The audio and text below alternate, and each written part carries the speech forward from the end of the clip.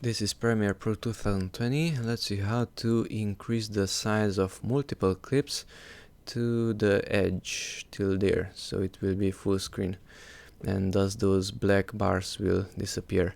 So select all of your clips on the timeline, because in this case all of them are that small, as is visible. Okay, and right click on any of those clips and go to Nest. Nesting is somewhat similar, click OK, to many files inside a folder. If I double click on it, I can still see the contents, and from here I can get out from that nest. Okay, now select the nest itself, and up here at Effect Controls we have these. Inside Motion we have Scale. And now if I increase that scale number to, let's say, 150, now all of the clips which are inside that nest are larger.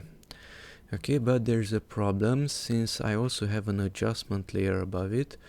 The adjustment layer is only here, so I need to increase the size of that one also. So click on the adjustment layer, also at Motion and Scale, increase it in this case to 150, and that's it. So multiple clips sizes were increased by using Nest.